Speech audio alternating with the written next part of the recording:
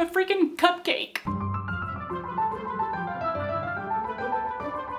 About 2 years ago or so, I found a bunch of spools of tulle on sale, like this, and I made myself a massive petticoat.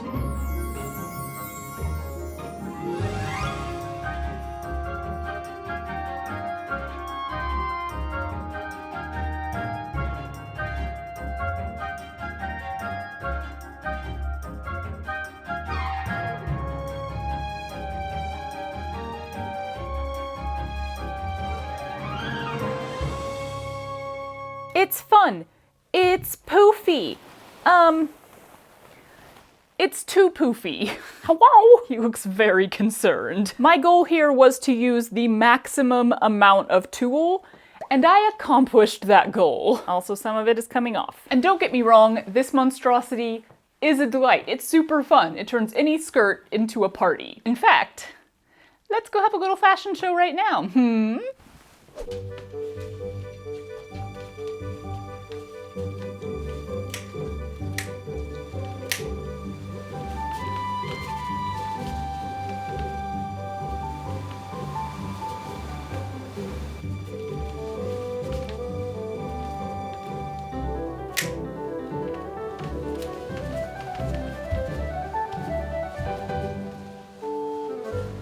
Well, that was fun. I'd forgotten how freaking delightful this skirt is, especially with the petticoat. And you know what?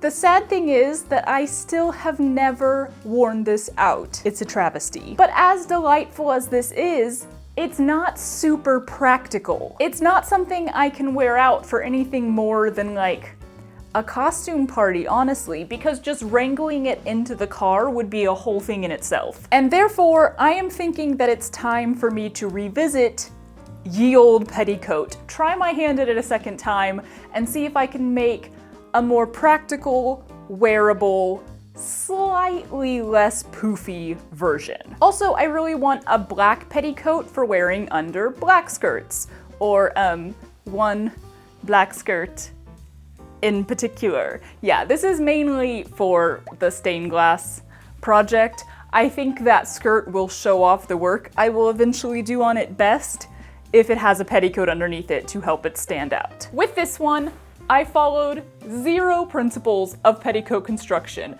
Literally looked up nothing, was completely winging it. Are we surprised? No. Because I was working with very long strips of tulle, I basically just gathered all of it to the maximum amount it could be gathered, and then sewed it in rows onto a base skirt. This time, I figured I'd actually look up petticoats and how to make petticoats and decide what I don't want to do and then wing it. The thing is, I kind of have beef with a lot of petticoats.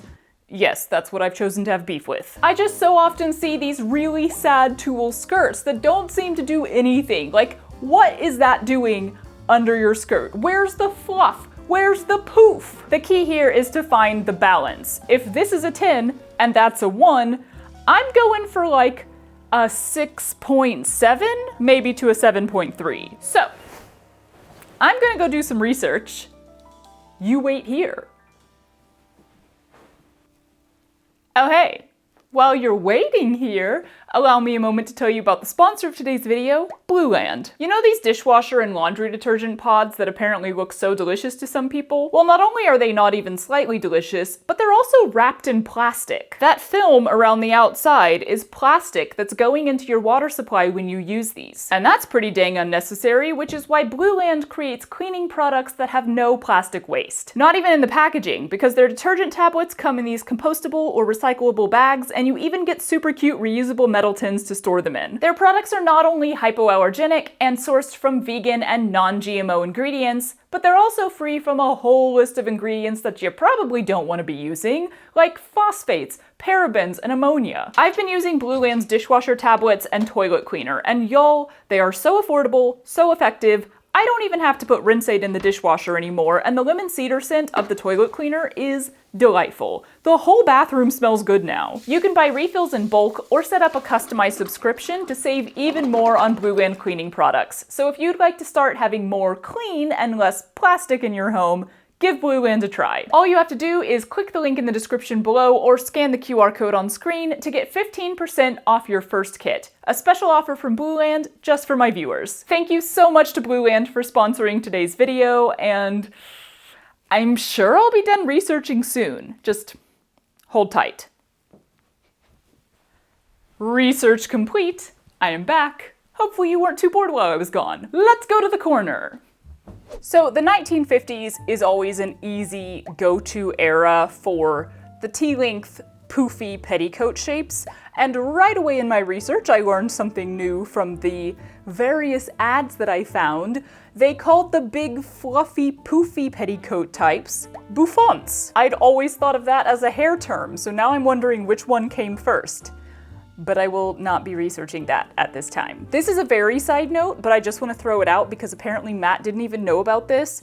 You know how searching things online nowadays kind of sucks because you just get AI responses for everything? Anything you type into Google, whether images or regular search, just finish it up with -AI, like -AI, gets rid of all of that. You can also do other things, like in searching for these petticoats, I was getting a lot of cheap Amazon petticoats in the image results. So you type -Amazon at the end of your search, no more Amazon results. And then I got a lot more actual 1950s ads and stuff with drawings of stuff from the actual time period. So just a little helpful hint there, in case you didn't know. From all of the images that I saw, there were two petticoat shapes that I preferred. The first was this tiered version. I assumed that this would be made by starting with your base skirt, adding a short tulle layer onto the bottom here, or possibly even like multiple layers of tulle,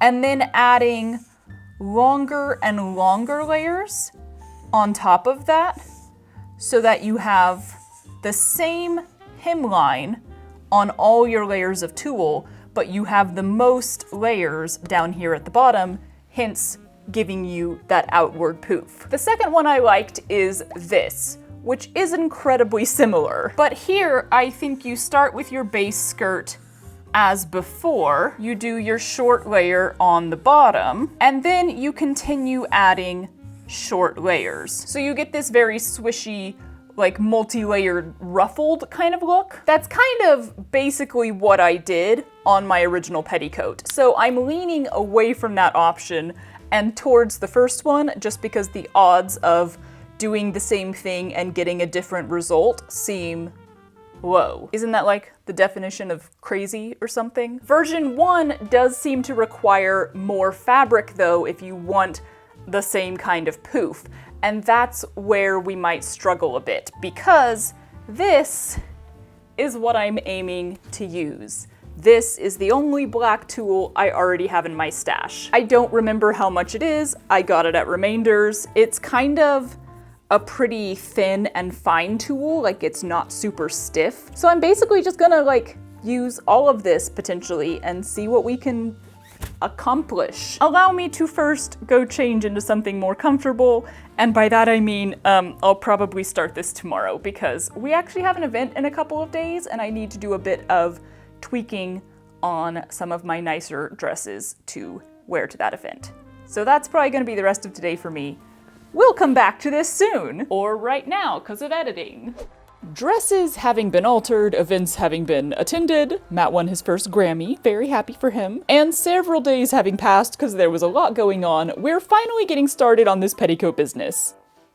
And the first thing we need is the base skirt. I have some black lining fabric sort of stuff, not a great texture, not something I'd want to make an outer garment out of, but very light and thin and drapey, which I think is perfect for an undergarment that needn't be weighed down.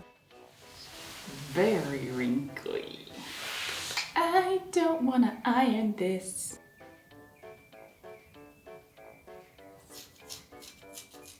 I think I gotta iron it.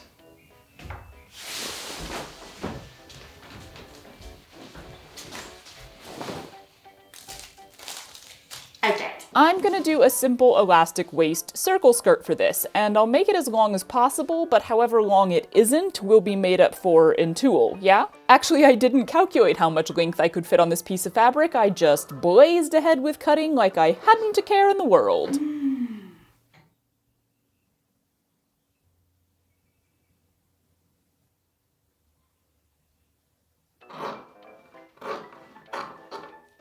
Thank goodness for piecing, y'all.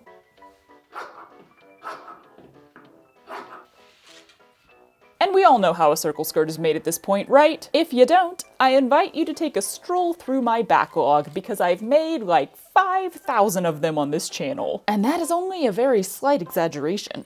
Okay, we've got our base skirt. Whoa! I do want to check it against the skirt that, you know, most specifically needs to go over it, because I don't want stuff poking out from the bottom. Oh God. Y'all, back in my ballet days, aka my childhood, I used to help out at the studio or during recitals, like on costume days or for quick changes. I used to help trying to dress, you know, like 4 and 5-year-olds, 3, 4, 5-year-olds in ballet costumes, which, you know, have tights and leotards and stuff. And I remember trying to wrangle these kids into these costumes and being like, what on earth is happening? And that is what dressing a mannequin feels like for some reason. Because it wasn't like they were wiggling everywhere. They were just kind of dead weights. They would just stand there and be like, I don't know what's happening. Somebody's putting clothing on me. And I was like, God, can you help me out a little bit here? Can you help me out a little bit here? No. You're smaller than me. Why is this so hard to put on you? Come on. Okay, it's on her. It's fine. Everything's fine. Measuring time. That's the edge of the petticoat. 8.5 inches. So if I add 8 inches of tulle, we should be good. Or I could add 9 and trim it down a little because we do need seam allowance. How am I adding this tulle? That's a great question I have asked myself. I think 9 inches. I'd rather have it slightly too long and trim it down. I just don't want to do it like drastically too long because I don't want to waste material. All right, well, after all of that, you can take this back off. Do I just want to leave it on her? No. Then it's like, how many layers over that? 1, 2? Kind of just 2. Because when I had this on myself, I took note of like where my hips start. That seems to be the whole thing. On the last petticoat,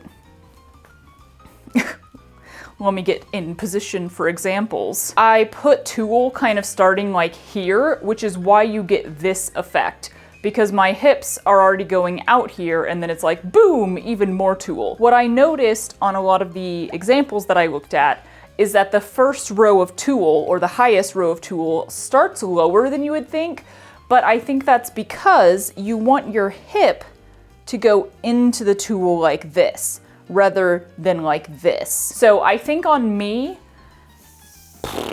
that highest row of tulle needs to be about 7 inches down, which would be there-ish. Honestly, I think 2 layers would be enough. So you have bottom, middle, top, 3 layers. But I could theoretically just make them all shorter and do more. I think I should do 3. You know what? I'm pretty sure I measured this when I bought it, and now I can't remember where I would have written that information down. I mean, likely a spreadsheet somewhere, but do I want to go find it? No! Do I also need to know the diameter? Circumference of the hem? I probably do. Or else I'm just kind of winging it. Not that that's anything new.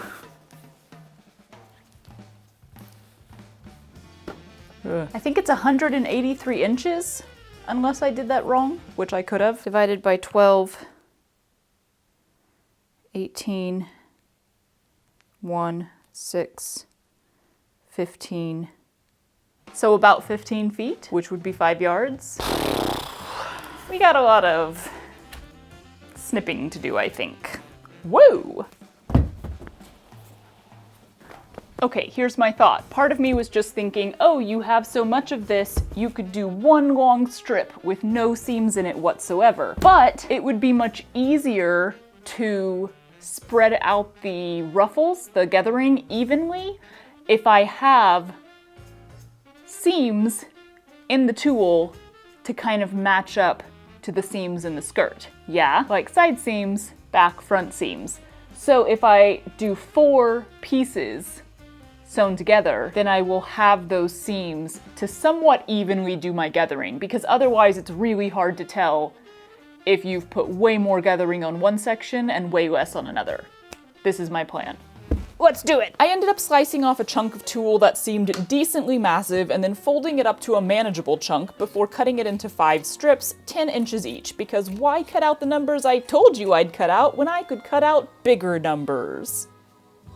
These 5 strips get sewn together with French seams, less for the looks and more for the added security of having 2 seams at each join rather than just 1. In order to turn the now incredibly long strip of tulle into what technically qualifies as a tube, there's a lot of this.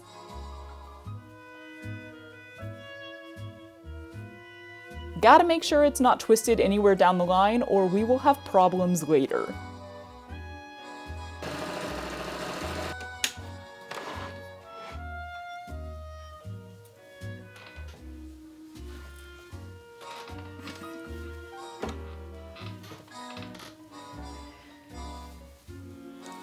Now we switch out the thread. If I've learned one thing about gathering, it's don't use the good thread. And also don't use a matching thread, so I guess I've learned 2 things about gathering. Let's do this. Actually, I've learned a lot about gathering, cause remember when I did a whole video exploring it? Remember when I tried sewing hacks from Instagram and discovered this super cool one for gathering fabric so very easily? Remember when I got myself what's called a gathering foot? Well, here's the dealio, y'all. After those delightful explorations and discoveries, I've gone on to try various methods of gathering on my actual projects, on garments, on many various styles of garments in fact. And guess what? They never worked as well as the good old default, for me, 2 lines of loose stitches pulled simultaneously. I'm serious, some of the mini hacks or tricks may work great for some of you, but they just always ended up giving me issues when I actually applied them to a real project. So that is why I'm sitting here running tulle through my machine at top speed. It's still my favorite way to gather. How the f did that happen? My thread is not going through the eye of the needle, but it's still going through the fabric, like it didn't break. I still have a solid piece of thread. How does that happen? Okay. So the thread was broken. I think it was an optical illusion. But here's another lesson learned that I'm actually applying this time. Rather than trying to get one long line of gathering stitches across the entire 5 pieces of tulle, I'm starting and stopping at the ends of each section, so I'll be able to gather each one separately, which will give me a lot more control over the evenness of the gathers, I think.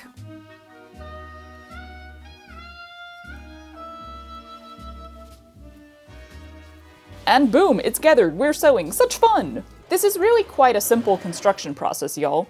As long as you remember to change your machine settings back to proper tension and stitch length.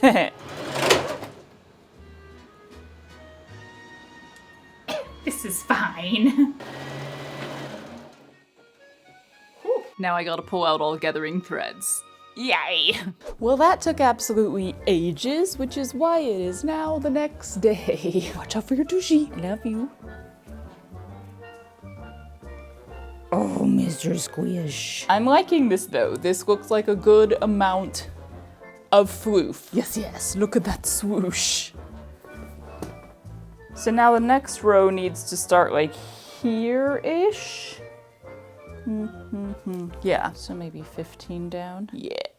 And then the ruffle itself will be 16 and a half. I think 16, because I already know I'm gonna have to trim it a bit. And because I'm putting it on a smaller circumference, and it shouldn't be quite as poofy as this, it technically needs to be less yardage. If only I had counted the yardage when I was cutting this out.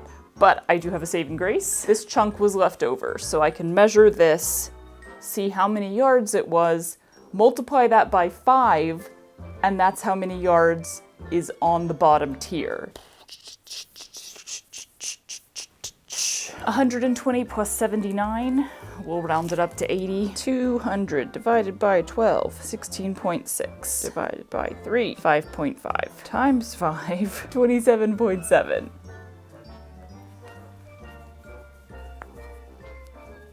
Wait, really? Is there 27 yards of tulle on this lowest piece? That sounds like a lot. Okay, so on tier 2, maybe we do like 18 yards? How much less should I go? First thing I definitely want to do though, because I want it all to be nice and even, I'm gonna measure down from the waistband and put a row of pins all the way around so that it's all exactly 15 inches down. I'm gonna be precise. Woo! So this time I can fit 3 strips across the width of the tulle rather than 5, which means I want to measure out loosely 6 yards of fabric. Very loosely. That gets folded up neatly again, then snipped into 16-inch strips, and we're just repeating the same steps now. French seaming the strips into a giant tube, running it through the machine at top speed to get those gathering stitches in. I'm gonna be risky and just do 1 line of stitching this time, because oh my goodness, it took so freaking long to pull out the 2 lines on the bottom tier.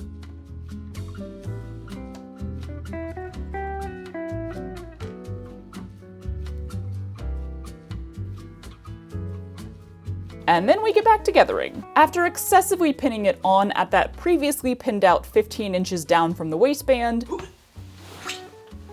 I just ran it through the machine again with a top stitch. Woohoo! Floof!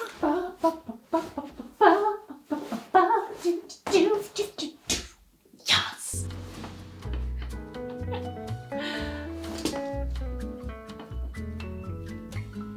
Okay, we're doing 7.5 inches down, 23 inches long, which I believe means I can get 2 strips out of the fabric, and I had 18 yards on this tier, which means I'll maybe do 12 yards on the top tier. Yes! Huzzah!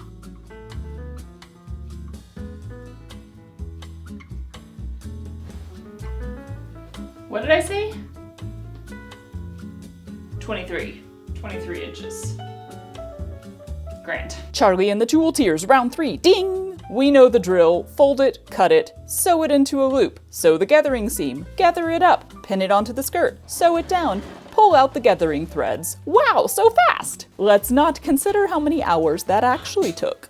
Big sneeze. Actually, that was a small sneeze. I think this'll do quite nicely, y'all.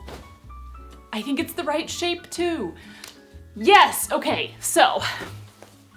You are so cute. Hi. I'm gonna throw it on the mannequin, steam it, just to make sure everything is hanging how it needs to be, and then put the most important skirt over it and trim the entire hem to make sure that it perfectly goes under that skirt. I might tighten the waistband a little bit. I've already tightened it, and it's like kind of okay, but y'all, when you make a petticoat, you have to start out with the elastic waistband so small that you're like, oh my god, this is gonna be painful to wear, like it's too tight. But the more tulle you put on it, the more the weight pulling down on the elastic stretches it out on its own. So then it's not too tight, it's falling off of you. So you really have to go like, this is what a skirt would normally have as the elastic waistband. I'm gonna do like half that, maybe a little more than half. I don't know, there's no equation to it, but yeah, way smaller than you think. Anyway, hemming, woo, which is just cutting stuff, which is always delightful. I had ice cream, so now I'm a little bit hyper. That is such a big yawn.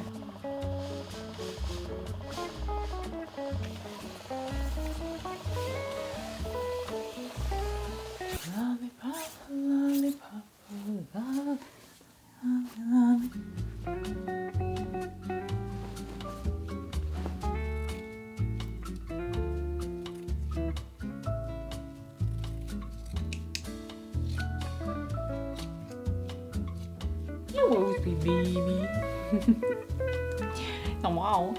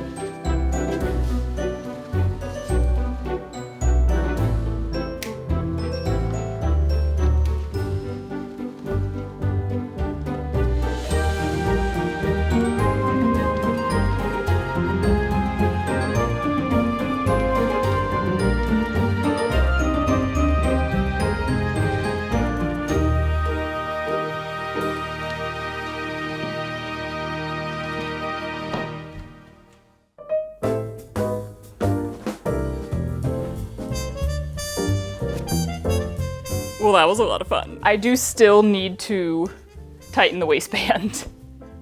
It's insane how tight it has to be to actually stay up on you. When I was spinning in circles without holding it in any way, shape, or form, I actually was spinning and the skirt was staying still, but then out. It was a very interesting thing that I'm sure is explained by science, not by me. Petticoats are also great for photo shoots, man. Like, look how automatically drapey and loungy you look, just surrounding yourself in a bunch of tulle. Other than tightening the waistband, I think it's good. It's the shape that I wanted. It's much more practical while still being floofy as crap. It's funny putting this on after having this on, and I'm like, oh, this is like nothing, but it's actually quite a lot. The underside view of it when I was trimming it last night is so cool. How much did I use in this? Because this was 400 yards of tulle. Granted, they were strips only this big, but still, it was 400 yards of it. This one was 27, 18, and 12-ish. 57. I'd say it's pretty safe to round up to 60. So 400 yards of tulle in this, 60 yards of tulle in this. Not actually 60 yards. That's the thing, when you say like, I used this many yards of tulle, it gets confusing because it's not the yards that were on the bolt. I think I used probably like 15 to 20 yards of tulle if you're just counting it off the bolt. But when you split it up into the strips and gather it, like that makes a difference. If I took 15 yards of tulle, one big, 60-inch sheet, and gathered that, that would be a very different looking skirt than 15 yards of tulle split up to become 60 yards of tulle. Is this making sense? I think we all know what I'm saying. I'm just saying it for no reason. These also just take me back to my ballet days. I mean, you can't be surrounded in a bunch of gathered tulle and not remember the various tutus that you wore over the years, which I think is what's so fun. There's like a nostalgic bit to it. I think people would be like, oh, nostalgia, you mean like nostalgia for the 1950s? And I'm like, no, nostalgia for my childhood when I wore a poofy tutu on stage because I was a flower or something. Although I will say, my favorite ballet costume, and the first one that I was like thrilled to wear, was the first time that I wore pants. We were doing Peter Pan, and I was a lost boy, and I got to just wear pants instead of a tutu, and I was like, oh, thank God. I think I like the tutus more in retrospect. Now I kind of want to make a tutu, like a legit one. Okay, I'm getting distracted. Bye! And don't get, are you crooked? No, I don't think so.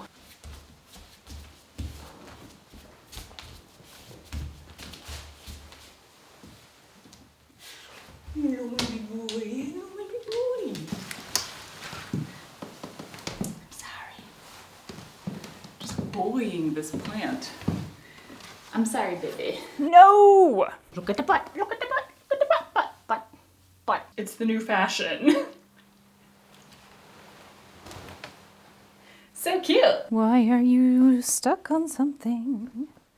What is happening right now? Oh, lordy. Farts.